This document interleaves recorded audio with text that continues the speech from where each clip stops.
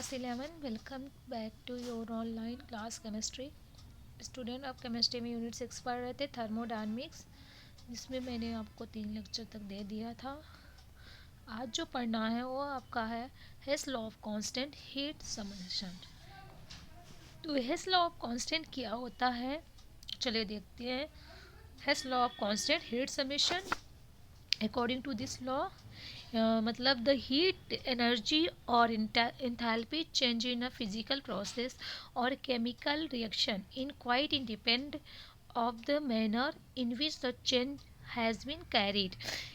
According to this rule, इसमें क्या होता है, यदि एक केमिकल चेंज दो या दो से अधिक मेथड से या उसकी ही उसमें हो रहा है, पूरा हो सकता, तो इस पूरे चेंजेस में जो एब्जॉर्प्शन होती है या जिसमें हीट रिलीज होती है, हीट रिलीज मतलब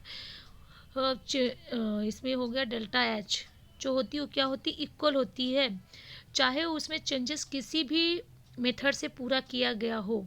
तो इसमें जो होती है इक्वल होती है। द हीट एनर्जी और heat enthalpy change physical process, heat energy और हीट इंथैल्पी जो चेंज होती है इसमें क्या हो, फिजिकल प्रोसेस और केमिकल रिएक्शन जो वो होते क्या होते हैं, इंडिपेंडेंट होती है, जैसे manner of in which change has been carried. Suppose that आपके पास यहाँ पर एक A and B two types के चेंजेस किया जा सकता है। फर्स्ट में आप कर रहे ए जो हो रहा है ड्राइव चेंज हो रहा है बी में, एंड ए जो हो रहा सी और बी जो हो रहा सी में, ए जो हो रहा सी से ए डायरेक्ट चेंज, फिर बी सी से बी में हो रहा ए बी, ऐसे ए जो हो रहा बी में तो क्यू एंड ए सी जो हो रहा क्यू वन और सी बी में क्यू वन, टोटल चेंजेस जो हो रहा Q equal to Q one plus Q two हो गया। तो इसमें क्या हो गया, application of this law Hess's law, इसमें क्या होता है, thermodynamic equation can be treated like algebraic equation. Thermodynamics equation कैसे ट्रीट करते हैं, जैसे आपका अलजेब्राइक इक्वेशन होती है। First, calculation of enthalpy of formation, कैसे कैलकुलेशन करते हैं एंथैल्पी ऑफ फॉर्मेशन का। Second, calculation of enthalpy of allotropic transition, जो एलोट्रॉपिक ट्रांजिशन होते हैं, जैसे यहाँ पर कार्बन जो डायमंड फॉर्म में है, कार्बन ग्रेफाइट फॉर्म में, तो इसमें कितनी एनर्जी चेंजेस लगेगी। तो कार्बन डायमंड फॉर्म से ऑक्सीजन के साथ करोगे तो यहाँ कार्बन डाइऑक्साइड गैस, तो delta F H equal to minus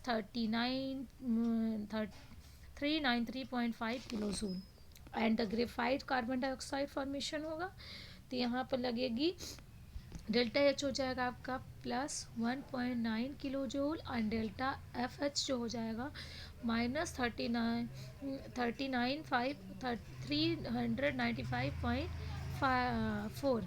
and third is the calculation of hydration enthalpy, calculation of hydration enthalpy. And now bond dissociation enthalpy and bond length, bond dissociation enthalpy और bond length क्या होती हैं, यह जो होता है energy required होती है 1 मोल ऑफ बॉन्ड, बॉन्ड को ब्रेक करने के लिए 1 मोल की रिक्वायर्ड होती है। डायटोमिक मॉलिक्यूल्स जो होते हैं bond enthalpy minus enthalpy of atomisations, जिसको कहते हैं delta a H, the amount of energy required to break 1 mole, वह अमाउंट एनर्जी जो बॉन्ड को ब्रेक करने के लिए 1 मोल की ज़रूरत होती है of particular types of between two atom, दो एटम के बीच के लिए in the gases state of substance. जैसे यहाँ पर हो गया आपका हाइड्रोजन जो गैसेस फॉर्म में है, उसको ब्रेक करने के लिए 2 है हाइड्रोजन, एंड ऑक्सीजन को भी ऑक्सीजन, तो इसमें जितनी एनर्जी की ज़रूरत है वो हमने यहाँ पर बताया। उसके बाद आपका आ रहा है poly atomic molecules. Poly atomic molecules क्या होते हैं, the average of the bond dissociation enthalpy of the bond of the same type in gases substance, मतलब average of the bond dissociation, किसी भी बॉन्ड को ब्रेक करने के लिए तो उसकी एवरेज होती है enthalpy of the bond same type होते हैं गैसेस सब्सटेंस में। जैसे यहाँ पर वाटर का लिया है, hydrogen bond oxygen bond hydrogen, तो इसमें क्या है hydrogen plus hydroxide, and oxygen then hydrogen bond, तो यहाँ पर hydrogen plus oxygen bond dissociation, तो bond enthalpy of hydrogen oxygen hydrogen bond कितना इक्वल हो जाएगा 497.8, जितने लगा है एंथैल्पी प्लस 428.5 डिवाइड 2 से कर दोगे तो कितनी रिक्वायरमेंट हो गई 463.15 kilo joule mole inverse. Calculation कैसे करते हैं? Calculation of enthalpy of reaction क्या है? डेल्टा दिस इसमें क्या करोगे? H equal to summation of bond enthalpy of reactants minus summation of bond enthalpy of product. तो जो रिएक्टेंट्स में से प्रोडक्ट को हम क्या कर देते हैं, सब करके माइनस कर देते हैं। Experimental determination of lattice energy. Lattice energy क्या है? The energy released when 1 mole of a crystalline solid is form. तब एनर्जी रिलीज होती है जब 1 मोल क्रिस्टलाइन सॉलिड की फॉर्मेशन होती है। कब? By combination of the oppositely charged ion in the gases state. जैसे यहाँ पर कोई चार्ज आयन है, ए पॉजिटिव गैसेस स्टेट में है और बी नेगेटिव जो है एक्वस में है। दोनों तो A positive B negative plus lattice energy. Lattice energy को यू से डिफाइन करते हैं। The energy required to completely separate 1 mole of crystalline solid. Energy को मतलब 1 मोल कम्प्लीटली सेपरेट करने के लिए 1 मोल ऑफ क्रिस्टलाइन सॉलिड जो होती है उसको एनर्जी की रिक्वायर्ड होती है into ions in the gases state में। The lattice energy of the ionic solid is calculated by born-Haber cycle. Lattice energy या आयनिक सॉलिड को जो कैलकुलेटर करते हैं किससे? बॉर्न-हैबर साइकिल से करते हैं। जैसे यहाँ पर आपका सोडियम सॉलिड फॉर्म में है तो इसमें जो सबनेशन हो रहा है सोडियम गैसेस स्टेट में बना रहे हैं एंड अगेन इसको 1 मोल की रिक्वायर्ड है तो सोडियम पॉजिटिव गैसेस स्टेट में बन गया। ऐसे ही क्लोराइड का कर रहे हैं तो इसमें कितने जो एनर्जी दे रहा है 121.0 किलो जूल। तो क्लोरीन गैसेस फॉर्म में तो इसका 1 की रिक्वायर्ड हो रही है एडिशन तो क्लोरीन निगेटिव। तो ये हो रहा है सोडियम क्लोराइड की फॉर्मेशन हो रही है लैटिस एनर्जी के साथ। ओके क्लास, तो आपको यहाँ में यहीं तक पढ़ना। उसके बाद आपका ये क्या है? Limitation of first law of thermodynamics. क्या लिमिटेशंस है फर्स्ट लॉ ऑफ थर्मोडायनेमिक्स का? First is the it gives no clue as why a particular change or reaction and उसके बाद फिर आपका क्या हो रहा है यहाँ पर?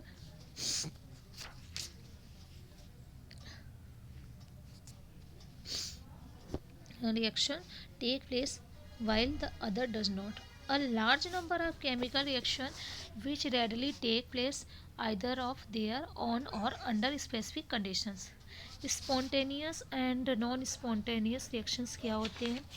स्पॉन्टेनियस और नॉन स्पॉन्टेनियस रिएक्शन प्रोसेस होती है किसी मतलब जैसे spontaneous process a process which can be take place either of it own और अंडर सम लिमिटेशंस। वो प्रोसेस जो कि स्वयं होता है किसी मतलब सम लिमिटेशंस के, उसमें कुछ लिमिटेशंस होती हैं उनके बीच कुछ बाधाएं होती हैं, उनसे जो प्रोसेस जो स्वयं होता है उसको कहते हैं spontaneous process. Process that needs to no limitation initiations क्या नहीं होती। First common salt dissolve in water of its own. जैसे कॉमन सॉल्ट होते हैं वाटर में खुद डिजॉल्व होते हैं। Water keeps on evaporating. Water भी क्या होता है? वेपर होते हैं। जैसे nitrogen oxide nitro plus oxygen का तो नाइट्रोजन डाइऑक्साइड फॉर्मेशन होता है। कार्बन मोनोऑक्साइड को ऑक्सीजन के साथ जब कराओगे रिएक्शन तो कार्बन डाइऑक्साइड फॉर्मेशन होता है। जिंक का कॉपर सल्फेट तो ये क्या करेगा सर? डिस्प्लेसमेंट रिएक्शन इसको बोल सकते हो। Zinc sulphate formation plus copper को अलग कर देगा। Process that need some limitations जिसमें कुछ ज़रूरत होती है इस प्रोसेस में इनिशिएशंस की, तो उसे हम क्या कहते हैं? देखिए जैसे आपका कैंडल बर्न वे है इमिनेटेड करने तभी बर्न करने का जब उसमें वो रहता है उसका थ्रेड देखती हो ना तभी। वाटर को जब वो करोगे इलेक्ट्रिसिटी करंट वो कराओगे तभी वाटर ब्रेक होता है हाइड्रोजन एंड ऑक्सीजन में।